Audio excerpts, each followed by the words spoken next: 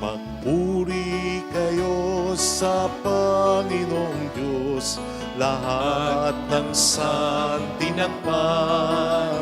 Magsiawit kayo at siya'y pagdangal magpakailanman.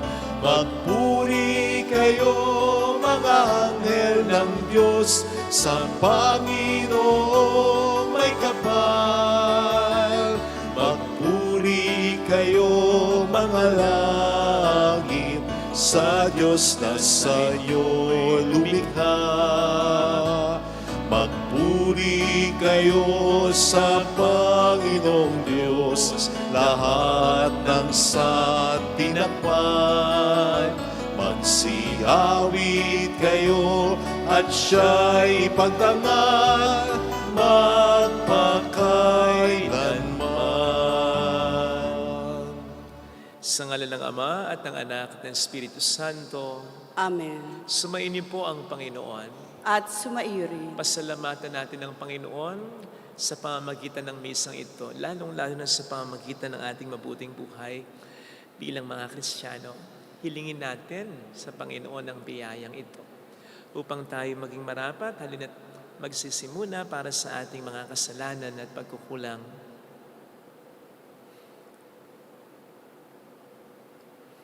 Tayo pong lahat, inaamin ko sa makapangyarihang Diyos at sa inyo mga kapatid, na lubha akong nagkasala sa isip, sa salita at sa gawa, at sa aking pagkukulang.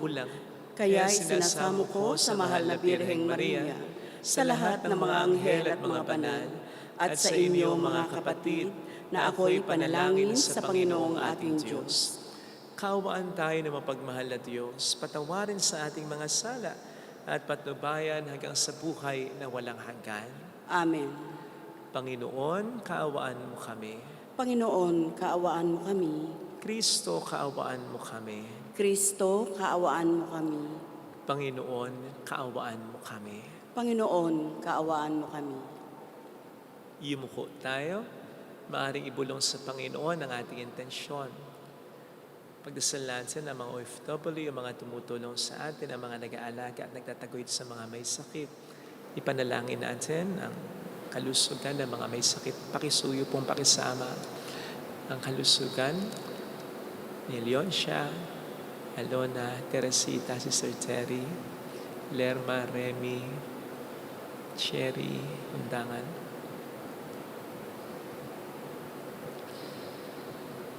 Roger, Julie, Juliet.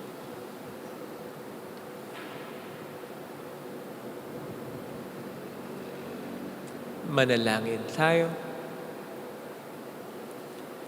Ama naming makapangyarihan, manatili kang kapiling ng iyong sambayanan na iyong laging kinahabagan at pinagbibigyan upang ang itinampok ng iyong pamumuno at pagsubaybay ay muli mong ikalugod at panatilihin mong kinalulugdan sa pamamagitan ni Jesucristo kasama ang Espiritu Santo magpasa walang hanggan.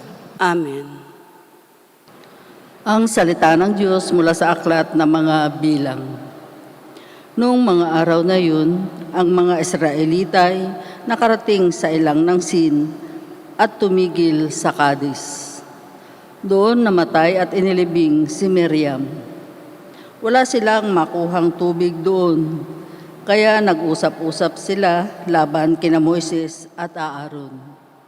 Sinabi nila, mabuti pa'y namatay na kami sa harap ng toldang tipanan kasama ng iba naming mga kapatid. Bakit ba pa ninyo kami dinala rito upang patayin, pati ang aming mga hayop? Bakit ninyo kami inaalis sa Ehipto at dinala sa disyertong ito na wala kahit isang butil na pagkain, ni walang igos, ubas o granada, wala man lang tubig? Nagpunta sina Moises at Aaron sa harap ng toldang tipanan at nagpatira pa. ipakita naman sa kanila ang kaningningan ng Panginoon. Sinabi ng Panginoon kay Moises, "Dalhin mo ang tungkod ni Aaron. Isama ninyo ni Aaron ang buong bayan sa harap ng malaking bato. Pagdating doon, magsalita ka sa bato at lalabas ang tubig para sa bayan at sa kanilang kawan." Kinuha nga ni Moises ang tungkod sa harap ng kaban ng tipan. Tinipon ni na Moises at Aaron sa harap ng malaking bato ang buong bayan. Sinabi niya, "Makinig kayo, mga mapanghimagsik. Ibig ba ninyong magpabukal kami ng tubig sa batong ito?" Pagkasabi noon, makalawang pinalo ni Moises ang bato sa pamagitan ng tungkod. Bumukal ang masaganang tubig at nakainom ang bayan, pati ng kanilang kawan. Ngunit pinagsabihan ng Panginoon sina Moises at Aaron. Wika niya, "Dahil sa kakulangan ng inyong pagtitiwala na ipakikilala ang aking kabanalan sa harapan ng bayan, hindi kayo makararating sa lupaing ibibigay ko sa kanila. Ito ang bukal ng Meriba, ang lugar ng paghihimagsik ng Israel laban sa Panginoon. Ipinakita niya dito ang kanyang kabanalan." Ang salita ng Diyos. Salamat sa Diyos. Panginooy inyong dinggin, huwag niyo siyang salungatin.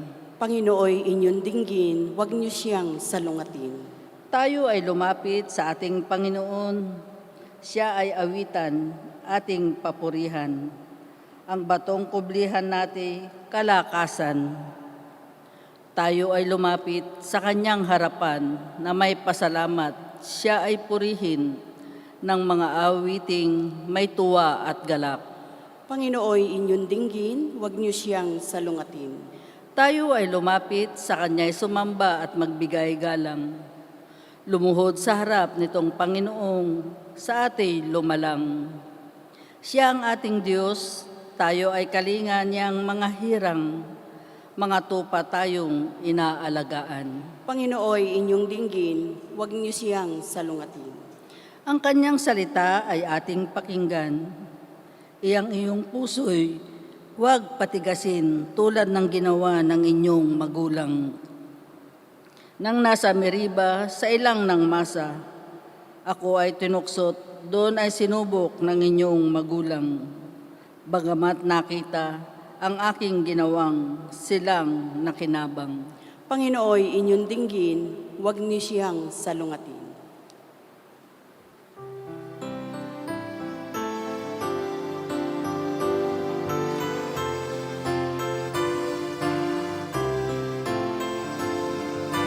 Hallelujah,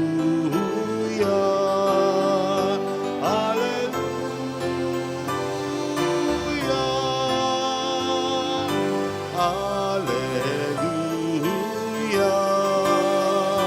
hallelujah.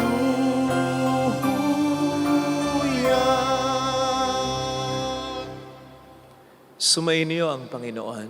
At sumaiyo rin. Ang mabuting balita ng Panginoon ayon kay San Mateo. Papuri sa iyo, Panginoon. Noong panahong iyon, nang dumating si Jesus sa lupain ng Cesarea ng Filipos, tinanong niya ang kanyang mga alagad, "Sino raw ang anak ng tao?" Ayon sa mga tao. At sumagot sila, "Ang sabi po ng ilan ay si Juan Bautista kayo. Sabi naman ng iba, si Elias kayo. At may nagsasabi pang si Jeremias kayo o isa sa mga propeta. Kayo naman, anong sabi ninyo? Sino ako?" Tanong niya sa kanila. Sumagot si Simon Pedro, "Kayo po ang Kristo, ang anak ng Diyos na buhay." Sinabi sa kanya ni Jesus, "Mapalad ka, Simon, na anak ni Jonas, sapagkat ang katotohanan ito'y hindi inihayag sa iyo ng sino mang tao, kundi ng aking amang nasa langit. At sinasabi ko naman sa iyo, ikaw ay Pedro, at sa ibabaw ng batong ito ay itatayo ko ang aking simbahan. At hindi makapananaig sa kanya kahit ang kapangyarihan ng kamatayan. Ibibigay ko sa iyo ang mga susi ng kaharian ng langit. ang ipagbawal mo sa lupa ay pagbabawal sa langit, at ang ipahintulot mo sa lupa ay pahihintulot sa langit. At mahigpit niyang tinagubilinan ang kanyang mga alagad na huwag sasabihin na siya ang Kristo. Mula noon ay pinaalam na ni Jesus sa kaniyang mga alagad na dapat siyang magtungo sa Jerusalem at magbata ng maraming hirap sa kamay ng matatanda ng bayan, ng mga punong saserdote at ng mga eskriba, at kanilang ipapapatay siya. Ngunit sa ikatlong araw, siya muling mabubuhay. Niyaya siya ni Pedro sa isang tabi at pinagsabihan ng ganito, Panginoon, huwag namang itulot ng Diyos. Hindi po dapat mangyari ito sa inyo. Ngunit hinarap siya ni Jesus at sinabihan, Lumayo ka, Satanas, hadlang ka sa aking landas. Ang iniisip mo hindi sa Diyos, kundi sa tao. Mga kapatid, ang mabuting balita ng Panginoon. Pinupuri ka namin, Panginoong Hesukristo. Welcome sa Our Lady of Lasal at Quasay Parish, kung saan ayos lang umiyak at samahan tayo ng mahal na ina sa pag-iyak at sa pagdarasal upang maging maayos ang lahat. Taong 2023, nang lumahok si Senberi Teferi, isang Olympic athlete runner, sa isang road race sa Atlanta. And as expected, nanguna siya nung una sa mga katunggali niya. Nung una.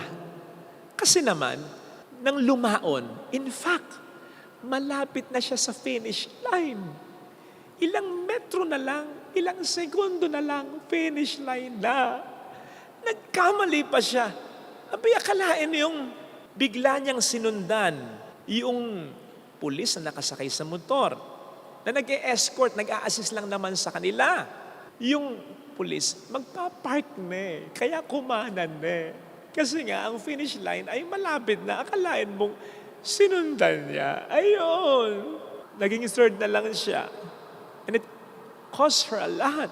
Yung prize money na ay, if I'm not mistaken, $10,000. Dapat sanay sa kanya, hindi niya nakuha. Akalain niyo yun. Sipin po ninyo kung tayo siya. All the while, you are doing well. Ang ganda ng ginagawa mo, ng pinapakita mo. Hanggang sa isang pagkakamali, mawawala ang lahat sa iyo. Ano kaya ang mararamdaman natin pag ganito?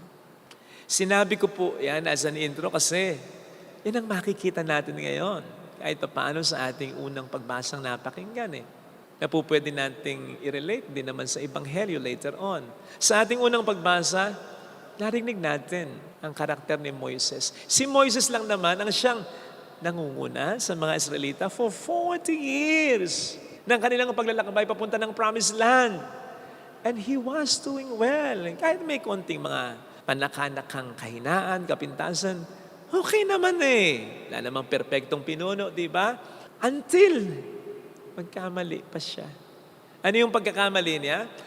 Sinabi ng Panginoon sa kanya na mangusap lamang, magsalita lamang sa bato. Anong ginawa niya? Pinukpok niya, hindi lang makaisa, 3 beses pa. Ito ang naging dahilan para sabihin ng Diyos sa kanya at kay Aaron, hindi na kayo makatutungtong ng Promised Land. Wow!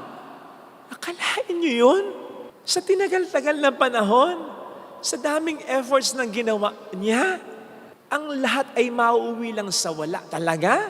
Pwede po niyong isipin na simpleng pagkakamali lang ito. Pero kung pagninilayan po natin yung konteksto, hindi po ito simpleng pagkakamali. Hahaba na lang po ang sermon ko kung pagninilayan pa natin. Pero ang Diyos ang nagdesisyon Hindi ito isang simpleng pagkakamali. Kaya nga po kahit anumang pakiusap ni Moises, hindi na talaga pumayag si Yahweh ang Diyos.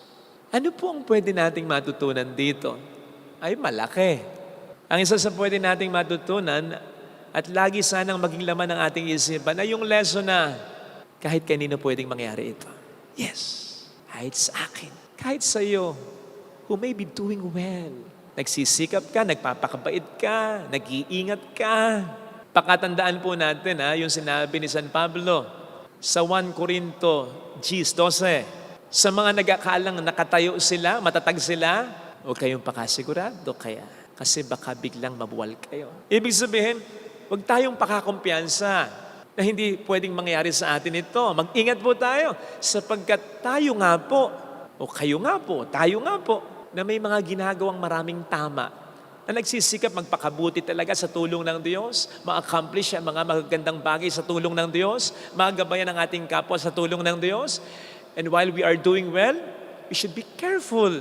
Huwag tayong pakakumpiyansa dahil tayo ang pinaka-numero unong target ng demonyo para siluin niya, para tayo magkasala, para i-disrupt ang ginagawa nating maganda. Kaya, mag-ingat ha. At para dyan, bukod sa panalangin siyempre pinakauna, pagdarasal, pananalangin, pagtawag sa Diyos, lalo na pagsisimba. Kasi hindi natin kayang mag-isa, kailangan natin ng tulong niya. So yun ang basic Pero bukod dyan, meron akong dalawang magkaugnay na payong ibibigay. Sang-ayon na rin sa ating mga pagbasang napakinggan upang ang paninila ng demonyo sa atin ng mga may ginagawang tama ay ating maiwasan. Una, sundin natin lahat ng utos ng Diyos kahit maliit lang. Huwag lang yung mga malalaking utos, mga seryosong utos, kahit yung mga maliliit lang, sapagkat lahat naman ng utos ng Diyos ay mahalaga So, sundin natin, seryosohin natin, karirin natin, kahit yung mga utos na para sa atin ay, simple lang yan, maliit lang yan, sundin natin. Sapagkat ito rin ang siyang tutulong sa atin sa grasya ng Diyos na masunod kahit ang mga malalaki at mga mas seryoso, mas komplikado, mas mabibigat na utos ng Diyos sa atin. Halimbawa po ako, malaking tulong sa akin yung nakagawian ko na kapag mayroon akong nakitang gamit, hindi ko talaga angkinin. Kahit piso lang, pagtatanong ko yan, okay, ninong piso to? Ninong 10 piso to? Promise, talagang pagtatanong ko yan.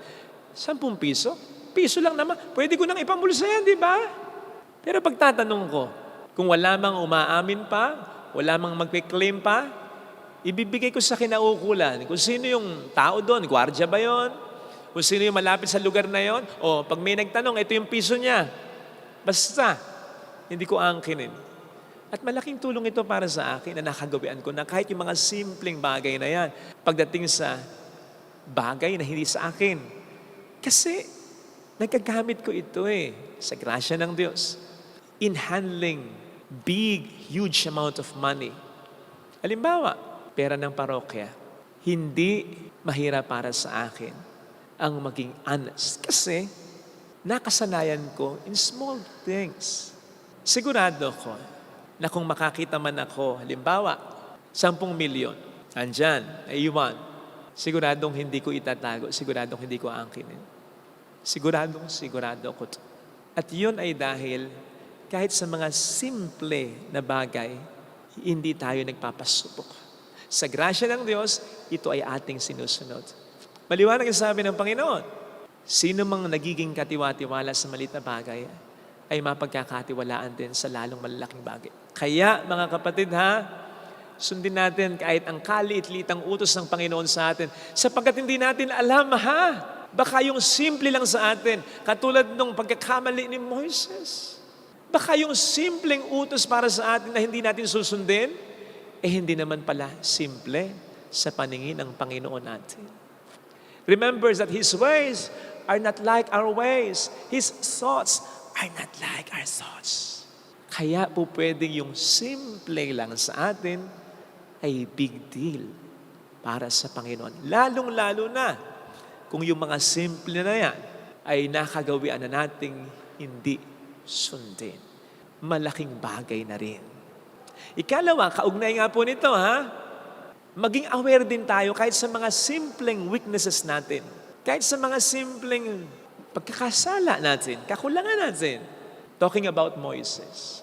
Sige, nakita ninyo sabi ng Panginoon sa kanya, ni Yahweh, magsalita ka lang dun sa bato. May lalabas ng tubig. Ay, pinukpok yung bato. Hindi lang makaisa, 2 beses pa. At pinukpok ng may galit. Buwisit siya. Ano yun? Alam po ninyo, maiuugat natin ito sa mga simple, maaring simple na hindi pinansing mga kahinaan ni Moises O hindi nga ba't nandun yung temper ni Moises? Halimbawa, nung makita niya na inaapi yung isang Hudyo, yung isang Hebreo, o di ba dahil sa galit niya, napatay niya yung isang Egyptian? O di ba? Nang bumaba siya galing ng bundok, nakita niya, the Israelites made a golden calf. Ano ginawa niya? Binasag niya yung tableta ng 10 kautusan. Nainis din siya, nagalit din siya sa pagmatigas ng Farao. Ayaw pa rin palayain ng mga Israelita. May pattern eh. May pattern siyang magagalitin, maiinisin, bugnutin. Ito na yon, nag-build up, lumabas, sumabog. Kaya ito ay paalala sa atin mga kapatid ha. Kasi yung mga simpleng pagkakamali natin po pwedeng pagmulan ng mga malalaking pagkakamalian which could cost us everything. Kaya iwasan na natin. Kung ito ay maliit na sugat pa lang, gamutin na agad natin. Kung ito'y medyo nakakasanayan natin, i-break na agad natin yung pattern nito sa buhay natin. Katulad ni Pedro, isegue natin ng kaunti sa ating gospel reading. Tama namang yung sinagot niya kay Kristo. Ikaw ang Kristo, ang anak ng Diyos na buhay. Tamang inspiration yun galing sa Diyos. Pero ang punto, matapos siyang sabihin yun, hindi naman niya pinagnilayan na ng matindi later on. So katulad lang din ito sa mga nauna ng mga nagiging pahayag din o magiging pahayag pa ni Pedro na maganda sana eh. Pero hindi niya pinagninilayan, hindi niya nakagawi ang isiping mabuti later on. Kaya mabibilang din ang pahayag niyang ito sa mga nagiging pahayag na niya na hindi niya napapanindigan later on sa Panginoon. Di ba ganun si Pedro? Buti na lamang at hindi nasayang ang lahat sa kanya. Buti na lamang at may tsansa pa. Buti na lamang at nakabawi pa siya. Papaano kung hindi na? Mga kapatid, iba-iba tayo ng kalalagayan, iba-iba tayo ng sitwasyon, ha? Iba-iba rin tayo ng time limit sa buhay na ito. Kaya mag-ingat na po tayo sa simula pa lang. Huwag tayong pakakumpiyansa. Maging seryoso na tayo sa pagsunod kahit sa mga maliit na utos ng Panginoon at hilingin na po natin agad ang tulong ng Panginoon kahit sa mga simpleng pagkakamali natin, simpleng mood swing natin, simpleng arte natin, simpleng mga kasalanan o pagkukulang natin, simpleng pagiging mainisin natin, hingin na agad natin ang tulong ng Panginoon upang ito ay mawala na at hindi maging pattern sa buhay natin. Because later on, wag naman sana, it will cost us everything. Sayang lang ang lahat ng mga pinagsikapan natin. Tandaan po natin na ang bahay, gaano man kalaki, gaano man katatag sa ating paningin, gaano man kaganda, gaano man kahalaga, kayang ibuwal, kayang guhuin ng maliliit na anay lang naman. Nilalang natin ang anay kasi madali lang solusyonan yan eh. Pest control lang yan eh. Pero kapag hindi natin ginawa agad, hindi natin naagapan, suddenly, magugulat ka na lang, ang bahay mo na napakaganda, napakatatag, napakatibay sa iyong paningin, ay mahina na pala, guguho na at wala nang kwenta. Huwag po sana nating pabayaang mangyari ito sa ating buhay.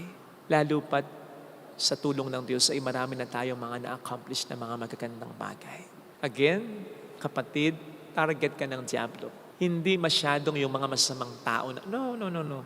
Ang target ng Diablo ay yung mga marami nang nagagawang maganda para kay Kristo at sa kanyang kapwa-tao. Mag-ingat tayo. Amen. Ilagay natin ang ating kanang kamay sa tapat ng ating puso.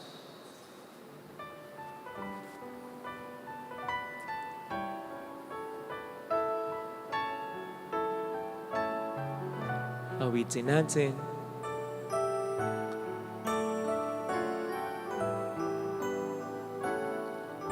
Alam kong may magagawa ang Diyos. Alam kong may magagawa ang Diyos. Alam kong may magagawa ang Diyos. Alam kong may magagawa Walang imposible sa Kanya. ang Diyos. Kung ako'y magtatapat, Kung ako'y magtatapat sa Kanya'y maglilingkod, sa Kanya'y maglilingkod, alam kong alam kong may magagawa ang Diyos. magagawa ang Diyos. Alam kong diringgin ng Diyos ang samu ko, Alam kong di sapagkat mahal niya ng ako. Diyos ang samo ko. Alam kong diringgin ng Diyos ang samu ko, Alam kong diringgin ng Diyos sapagkat anak niya ang ako. samo ko. Kung ako'y magtatapat, Kung ako'y magtatapat, sa Kaniya'y maglilingkod, sa Kanya'y maglilingkod. alam kong diringgin ng Diyos ang samu ko. Diringgin ng Diyos Pikit natin ang ating mga mata. Panginoon, tulungan mo po akong makasunod sa iyo kahit sa mga simpleng bagay. Tulungan mo po akong baguhin ang sarili ko kahit sa mga simpleng pagkukulang. Maging honest ako sa lahat ng pagkakataon, sa lahat ng bagay. Maging mapagkakatiwalaan ako ng lahat ng tao, sino man ang kaharap ko. Maging totoo ako, nasa harap man ako, nakatalikod man sa akin yung tao. Tulungan mo ako, Panginoon, na gawing mas seryosohin, mas maging personalan ang pagiging Kristiyano ko. Tulungan mo kung tunay na maging mabuting tao. Salamat, Panginoon. Salamat sa iyo. Hallelujah! Hallelujah! Purihin ang Diyos. Hallelujah! Pasalamatan siya. Siya ay muling babalik sa atin. Hindi niya tayo iiwan. Hindi niya tayo pababayaan. Paniwalaan natin yan. sa atin. Hallelujah! Purihin ang Diyos. Hallelujah! Sa takdang panahon, babalik ang Panginoon upang tayo ay kunin tapat siya sa kaniyang mga pangako sa atin. Pakisabi mo, kapatid, sa sarili mo, mayroong magandang mangyayari sa iyo. Kung yung kahinaan natin, tamo pa lang, bubunutin na natin. Huwag mo nang hintayin maging puno yan, kapatid. Nagsisimula pa lang yung tukso. Nakaukurso na dahan mo pa lang yung babae. Nakaukurso na dahan mo pa lang yung babae. Alisin mo na ang pagnanasa mo. Kahit simple attraction lang. Yung sukle, kahit maliit, isurrender. Maging totoo ka, maging mabait ka kahit nakatalikod ang tao. Huwag kang magtatanim ng kahit konting tampo sa puso mo. Magiging galit na ito. Maging mabuti ka kahit sa mga simpleng bagay upang totoo kang maging mapagbigay. Papuri sa Ama at sa Anak sa Espiritu Santo. Kapara ng sa unang-una, ngayon, magpakailanman, magpasawalang hanggan. Amen. Pag-aalay.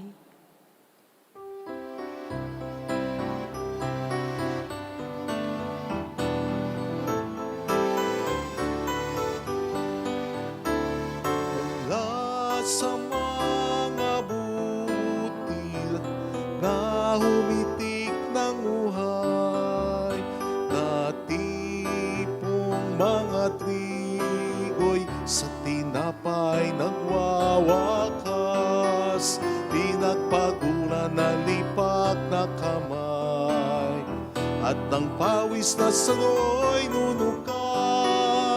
Tanging sa iyo lamang inialay, sa gisag na walang kapantay. Mula sa mga baging ng kinumpol na ubas, inaning mga bunga, ang katas ay naging galang, pinagpaguran ng lipat na kamay, at ng pawis na sano'y nunukan. Tanging sa iyo lamang inialay, sa gisag na walang kapantay.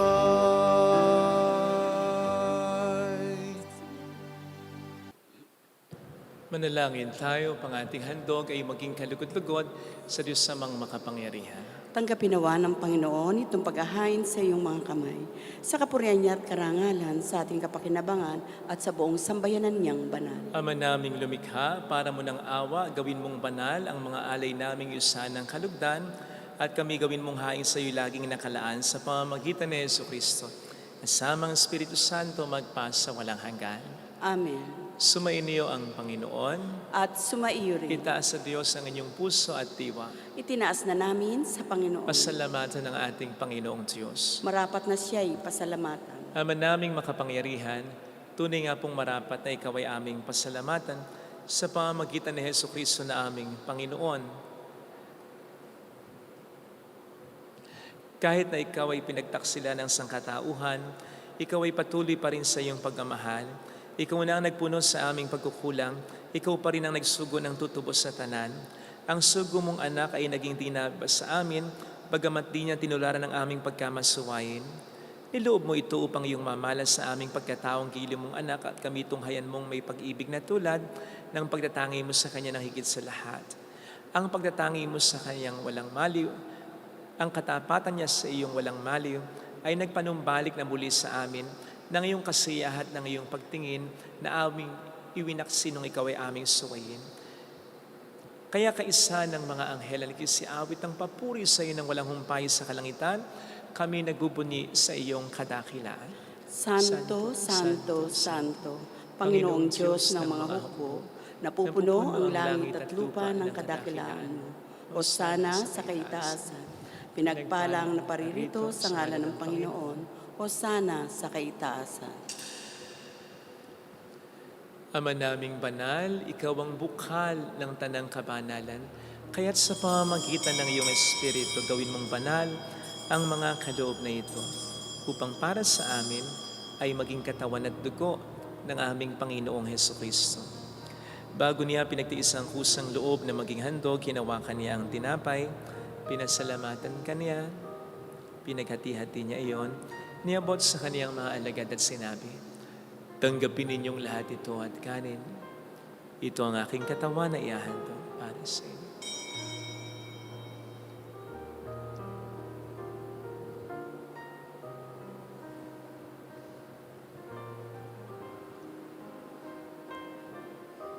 Gayun din naman nang matapos ang hapunan, inawakan niya ang kalis. Muli kaniyang pinasalamatan. Iniabot niya ang kalis sa kaniyang mga alagad at sinabi, "Tanggapin ninyong lahat ito at inumin. Ito ang kalis ng aking dugo ng bago't walang hanggang tipan. Ang aking dugo na ibubuhos para sa inyo at para sa lahat sa ikapagpatawad ng mga kasalanan. Gawin niyo ito sa pag-alala sa akin."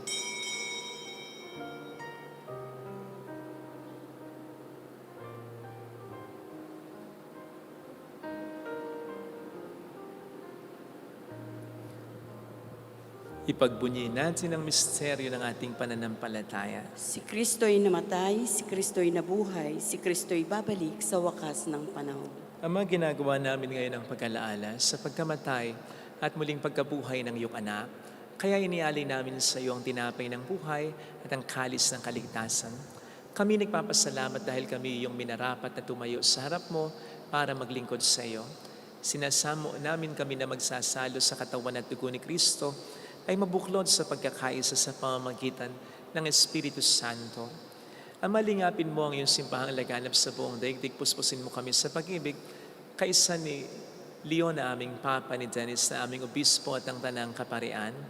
Alalahanin mo po ang mga kapatid naming nahimlay nang may pag-asang sila'y muling mabubuhay, lalo na po sana ang aming mga ipagdarasal. Saglit tayong manalangin para sa ating mga minamahal na yumao. Pakisama po sa ng Diyos. Salito persi ikaw Diyos, kela sermo serio. Orio Iska, Dionga Maria Jose Erelito Erickson Gurin, Emer, Alfredo Mark Ricky Sally, Alan,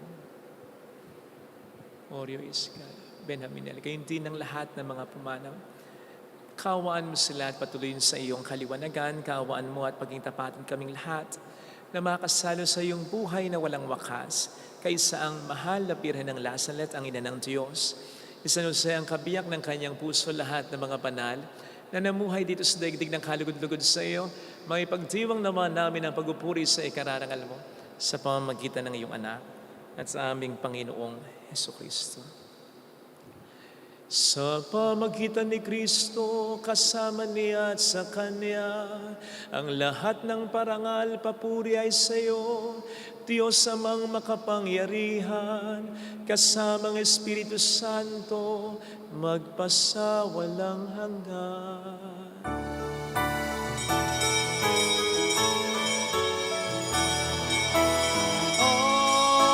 Amen.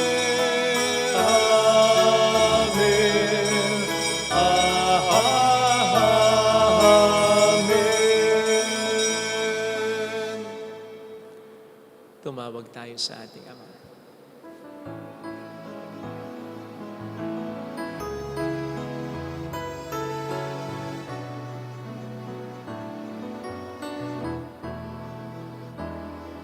Ama namin, sumasalangit ka, sambahin ang ngalan mo, mapasamin ang kaharian mo, sundin ang loob mo dito sa lupa para nang sa langit.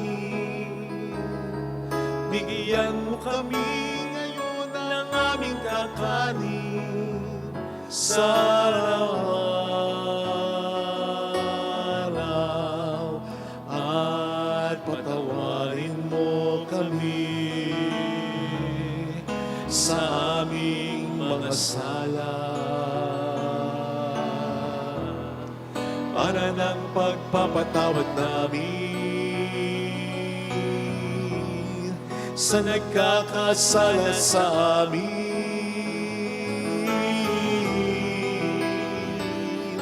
At huwag mo kaming ipahintulot sa tukso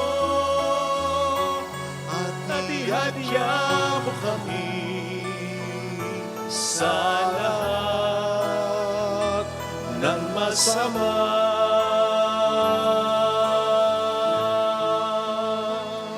Niling namin kami adya sa lahat ng masama, pagkalooban ng kapayapaan na araw-araw, iligtas sa kasalanan, sa kapahamakan, maging sana sa mga seryoso ring karamdaman kami ay maadya.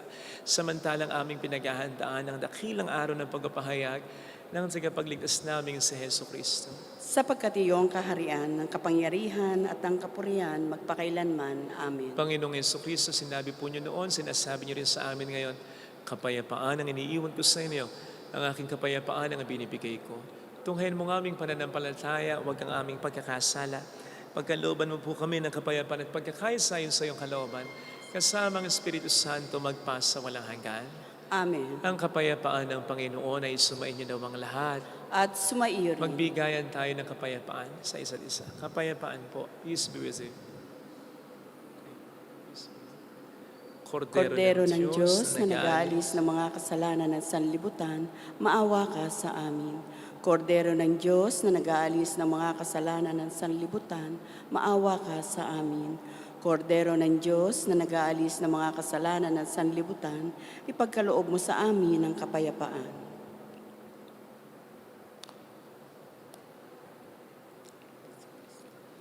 Narito sa harap natin ng Panginoon ang ating buhay at kaligtasan. Mapalad tayong inaanyayahan. Panginoon, hindi ako karapat-dapat na magpatuloy sa iyo, ngunit sa isang salita mo lamang ay gagaling na ako.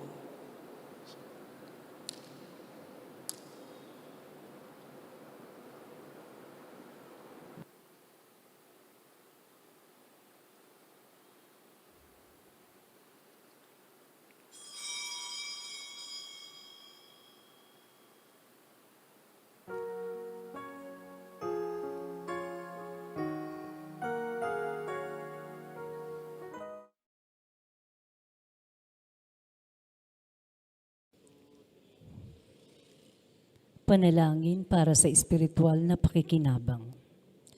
Panginoong Hesus, ako ay naniniwala na ikaw ay nasa kabanal-banalang sakramento. Iniibig kita ng higit sa lahat at ninanasa kong tanggapin ka sa aking kaluluwa. Sapagkat sa mga sandaling ito, hindi kita matatanggap sa sakramento. Tumuloy ka sa Espiritu sa aking puso. Niyayakap kita na para bang naririto ka na. Inaalay ko ng buong buo ang aking sarili sa iyo. Huwag mong hayaang mawalay ako sa iyo. Amen. Aking damdamin, O Jesus na nagalay ng buhay na banal. Bigyan mo ako ng pagkakataong ialay ang aking pagbabago. Buhay na dakila, ito ang hiling ko. Sabihin mo lamang at susunod ako. Bigyan mo ako ng pagkakataon, ialay ang aking pagbabago.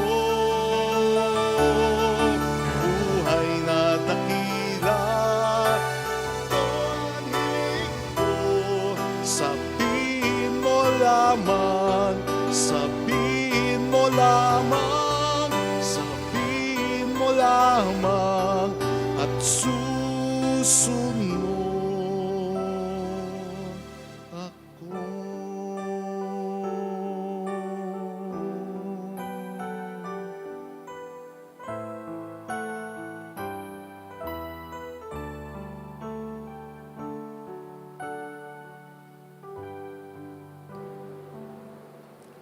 Manalangin tayo.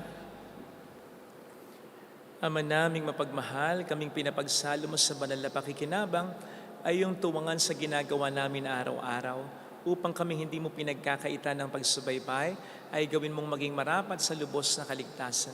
Sa pamamagitan ni Jesucristo, kasama ang Espiritu Santo magpasa walang hanggan. Amen. Holy God, Holy Mighty One, Holy Immortal One. Have mercy on us and on the whole world. Holy God, Holy Mighty One, Holy Immortal One. Have mercy on us and on the whole world. Holy God, Holy Mighty One, Holy Immortal One. Have mercy on us and on the whole world. Jesus, King of Mercy, We trust in you. alalahanin, Alalahanin, O mahal na Birhen ng Lasalet, ina ng pag-asa, ikaw ang nagpapaalala sa aming magbalik loob sa Ama. Ito ang nagpapatunay ng kagandahang loob mo'y nanatiling busila. Sa pag-aaruga mo sa amin, tungkulin mo'y tinupad. Sa paanan ni Kristo'y itinuring mo kaming mga tunay mong anak. Kaya ninais mong ni isa'y huwag mapahama. Maging sa iyong walang tigil na pananalangin pati luhay pumata. Huwag namang mawala ng saysay ang iyong paghihirap. Hiling nawa namin sa iyo, o aming inang liyag, na matapos ang pakikibaka namin sa mundong ito at sa pananatili naming tapat kay Kristo, sa kapurihan mo'y makibahagi kaming ganap, upang hunasan ka ngayon ay maparoon din kaming lahat, at ang kaganapan ng kalwalatian ng Diyos Amay tuluyang matupad siya nawa. mahal na Birhen ng Lasalet, tagapagkasundo ng mga makasalanan. Ipanalangin mong walang patid kaming mga dumudulog sa iyo. Marami pong salamat sa inyong pakikiisa, sa pagtangkilik niyo sa ating souvenir shop, sa mga nag-aalay ng alkansya, sa pagtangkilik sa Three Lilies and a Crown, at sa pag-share ng ating mga live masses and recorded videos. Marami pong salamat. Siyempre, yung mga nagpapadala ng kanilang tulong through our GCash bank account. Marami pong salamat talaga sa inyo. Nagiging dahilan para ma-maintain natin ang ating pinatayong simbahan at makatulong pa tayo sa mga nagpapatayo rin ng simbahan at ng mga kapilya. Kaya marami pong salamat sa inyong lahat. Sumainyo ang Panginoon. At sumaiyo rin. Pagpalain kayo kasama ng ating pamilya ng mapagmahal na Diyos, ng Ama at ng Anak at ng Espiritu Santo. Amen. Umayo tayo sa pag-ibig ni Kristo. Salamat sa Diyos. Salamat din po.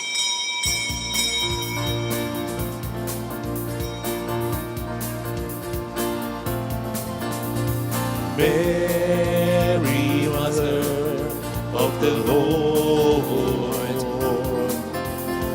hear the prayer we sing to you. Let your tears deep in our minds and hearts, as once they fell at last and led. Tell your people how to live again. Tell your people how to sing again. Tell your people how to dance again. Tell your people how to pray again. Mary, Mother of the Lord, hear the prayer we sing to you. Let your tears dip in our minds and hearts, as once they fell at last and lay.